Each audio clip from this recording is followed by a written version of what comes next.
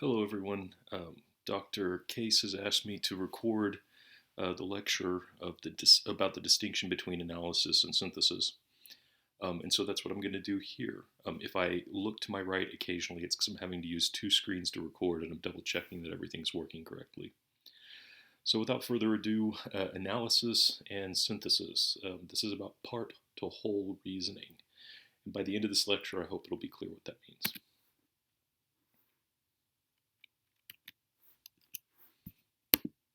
Oh, there's problem number one. There we go.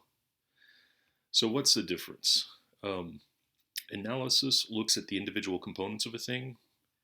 It identifies main ideas even. So the individual components can be literal physical things if we're analyzing a machine or a product of some kind. Or if we're analyzing a work of research, then what we would be doing is looking at the main ideas, looking at the different ideas and prizing them apart. Um, and it also evaluates the quality of the evidence used to support the ideas. Okay, so we might look at each individual piece of evidence and evaluate it to see which evidence has better warrant than others. Because on the level of academic thinking, we have to evaluate the warrant of a piece of evidence. So is this piece of evidence sourced properly? Does it come from a source we can trust? Or is there something incorrect in the evidence? That's another possibility. So all of those things are analyzing. So you can analyze ideas, evidence, or objects. Synthesis creates a total picture of how all of those components are related. So the point at which we're doing synthesis, we're doing kind of big picture thinking. So we look at all the parts, we've talked about them in detail, almost everything we can think of to say about them. And then we step back and we say, well, what does all of this add up to when put together? So one of the things that will happen when you synthesize is that you will be expressing your understanding of a text. And this can be incorrect. So on the level of synthesis, we're no longer talking about trivial things, right? We're talking about big picture things. When it comes to big picture conversations, you can find a smart person on every side of every issue. So you're merely expressing your best understanding of this big picture issue or this text you're reading. And when you're expressing your best, it doesn't mean your truth and falsity don't matter. It just means that what matters most on this level, on the level of synthesis, which is the highest level of reasoning, is that you marshal the best possible, most warranted evidence for your interpretation, because there are better and worse interpretations, okay, and better and worse understandings. And then finally, your goal, of course, when you're synthesizing, is to tell your reader what all of these pieces add up to. So, what does it all mean? So, we're on the level of big meaning here. So, analysis can, even really high level analysis, can be about trivial things. We can analyze a machine just to understand better how it works. So, you can still be doing high level analysis and be in the realm of the trivial. When you're doing synthesis, you are no longer in the realm of the trivial. We're now talking about big picture issues. Okay, so here's a kind of agglomeration of responses from week one synthesis. So most everyone wrote something to this effect. Um, so three students mentioned that integrity or moral character were the most important attributes of a servant leader, whereas five students listed empathy, humility, and compassion. So I've asked here, why is this already an analysis? And my guess is you can see it right off the bat. It's because we're talking about the different parts of a response. So we have all these pieces that people have put together. We have these particular people who have put them together, and then we have this category kind of that they all fit into. So, and I'll come back to that. So if you didn't catch all that, we'll come back to that more explicitly here in a second. But in a nutshell, analysis answers who, what, when, how, and which. Okay, why is more of a synthesis question. When you're asking why or trying to answer why, that's when you're in the realm of synthesis. Analysis is the who, what, when, how, which. Okay. So let's break it down. So you see on the side here, I've got the analysis that I had on a couple of screens back, and I've bolded the three analytical components. In other words, the three individual components that we can pull out of this response and actually look at independently of each other. In other words, analyze them. So what's being analyzed? We have a who. Okay, we have the three students. What category of thing is being analyzed? Well, the most important attributes of a servant leader. That's the category of thing that's being analyzed. And then we have a which. We have which things within that category are being talked about. We've got empathy, humility, and compassion. Okay, so a who, a what, and a which. So that's why this is an analysis. And you'll notice too, in this analysis, we haven't yet begun to say anything big picture about these parts. We've merely noted them, and we've noted them in some detail. I mean, it's a single sentence, but for a single sentence, we've given it some detail. So we're not merely just repeating what we're seeing. We're doing a bit of organizing on this level. Okay, so how do you move from analysis to a synthesis? This is a little bit tricky because it requires creativity, but we'll go into that here in a second. So again, you'll see we have this kind of amalgamated response. 3 students mentioned that integrity or moral character were the most important attributes of a servant leader, whereas 5 students listed empathy, humility, and compassion. So you got to keep in mind that a synthesis paints a picture of how the components are related. We haven't yet done that in this analysis. So we're going to want to paint a picture about how all of this is connected. It's also going to express our best understanding of a text. The text here is just the kind of collective responses of our classmates. We're treating that as a text. Okay. And then finally, it's going to tell our readers what all the pieces add up to. So we're going to make a judgment call about what all these pieces add up to. Okay. So in other words, in short, synthesis connects the dots. So specifically, these are the one of 2 things you can do to synthesize analytical details. You can ask yourself whether you can describe an area of agreement or disagreement between the things being analyzed that isn't already spelled out explicitly in the analysis. So can I find points of agreement between these ideas? Can I find points of disagreement that aren't already being talked about, but that I happen to notice when I'm looking at this stuff? Or you can ask yourself if your analysis implies a concession or a condition concerning the things being analyzed that isn't already spelled out explicitly. Now that's going to sound nice and abstract, so I'll put some concrete examples to this here in a second. But a concession, of course, is just when you're conceding a point about something that might not be spelled out. And then, of course, a condition is a condition. So let's look at what these mean concretely. So here's an example. Let's back away from the student responses. We'll come back to them, but here's an example from a popular film. So we've got this analysis to the side, and it says something like the second of the Christopher Nolan Batman films, The Dark Knight, pits the hero as champion of justice against the Joker and agent of chaos. The theme of law versus anarchy or order versus chaos is reinforced both by pedantic dialogue about criminality and by the association of Batman with the imagery of law enforcement. So he uses stun guns, gas pellets, body armor, armored vehicles, surveillance equipment, I could say, etc. Joker, on the other hand, is clad in the imagery of improvisational comedy, madness, homelessness, and hopelessness. Okay, so I've laid out all of these details about the things we see in The Dark Knight that have to do with this theme of law versus anarchy, or order versus chaos, right? So I've even discussed the theme here, and yet I am not synthesizing yet. I'm just talking about the details that make up these themes that we see in the movie.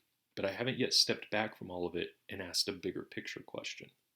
That I would just call that high-level analysis, but not yet synthesis. Okay, so notes toward a synthesis. So areas of agreement and disagreement, you remember I said that was the first thing you can look for.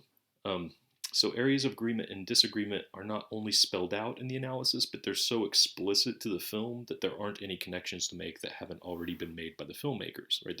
Christopher Nolan, and I think his brother might have been the writer, they're making all these connections for us very, very carefully in the film. So there's not really areas of agreement or disagreement that they don't leave spelled out for us. I mean, if you watch the film carefully, you walk away understanding that this is what they were getting at, this law versus anarchy theme.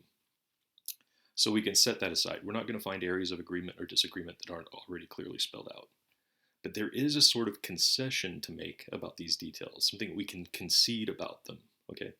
And this is what it is. I've got it in bold and italics right here.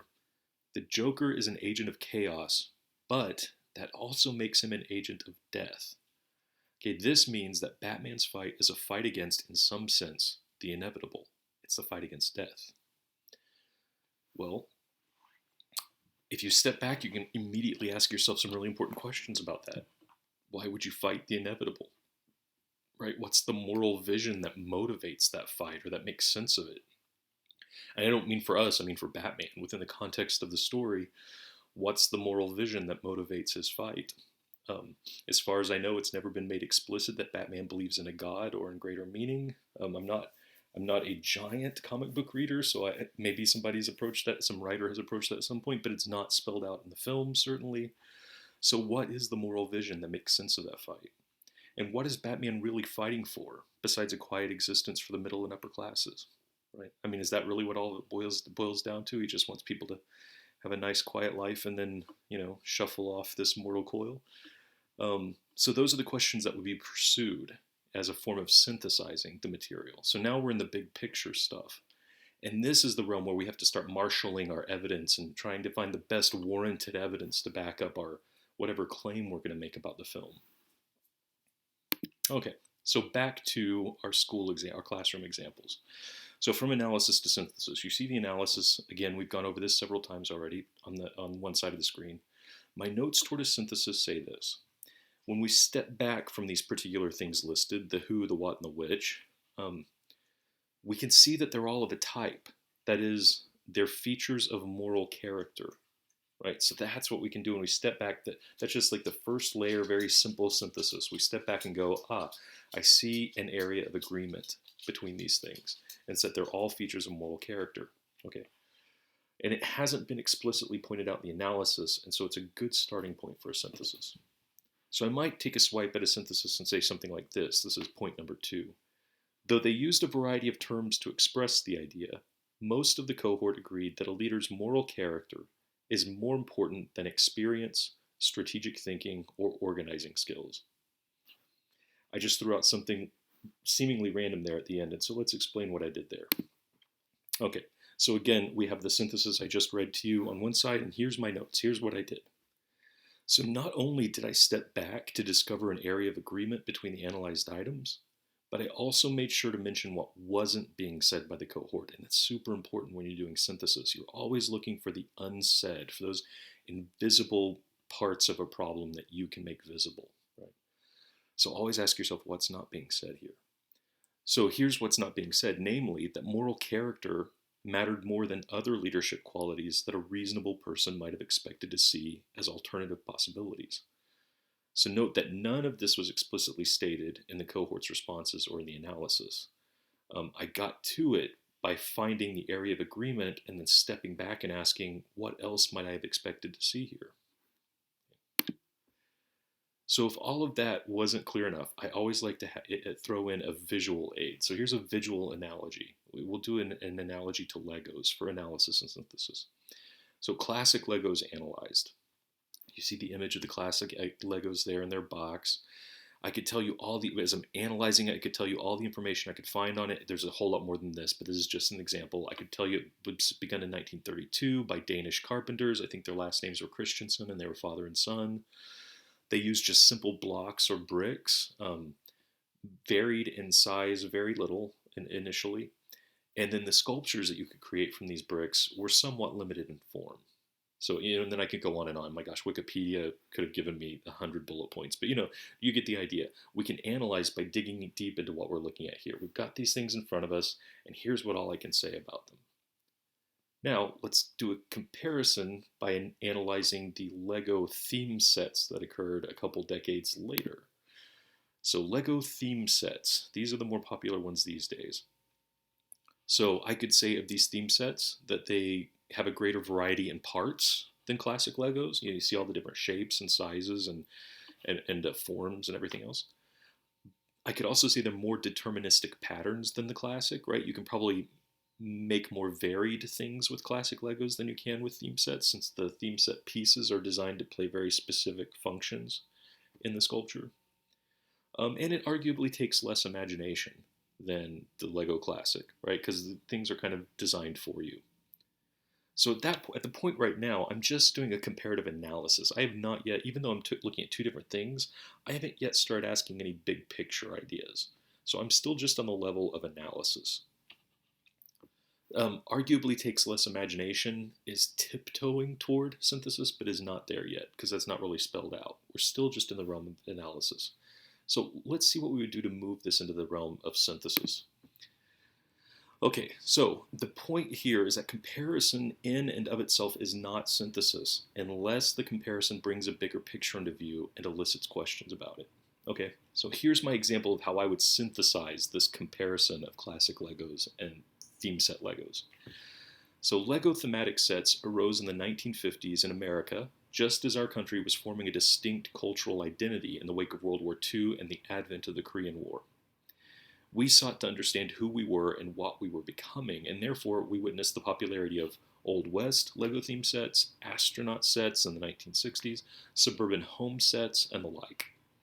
There were also kind of nostalgic sets that were like really adorable town squares. You've probably seen them. It's easy to dismiss these thematic sets as failing to require as much creativity from children during a period in which parents could commit less time to play, right? That's kind of the easy criticism. Parents got busier and busier in the 50s and 60s. They couldn't play as much with their kids. Well, here are these sets that kind of put themselves together for their kids. They don't have to spend as much time on them. That's the easy breezy criticism. However, to fail to see these Lego theme sets as cultural artifacts of a distinct moment in American history is to fail to grasp what, in fact, they actually were. So, see, through my comparison, I managed to say something big picture by the end here. I say that these are not merely dumbed down play sets for children. These are important cultural artifacts that tell us something about who we were. You could actually do an historical analysis of Lego theme sets, right? So there I'm on the level of big picture, where I'm stepping back and I'm saying, here's what all of this might amount to, or one way to conceive of how what all of this amounts to. Okay. So finally, there is a YouTube video here.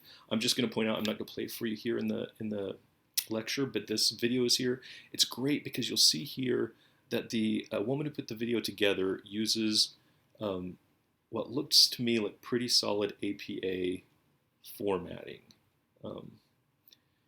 and tells you how to do synthesis on research articles, which will be super important to you as you're putting together your 50 articles. Okay, so I highly recommend watching this video. I believe it's 10 minutes long. But that's all I have for you. I'm going to look over at the screen so I can turn everything off.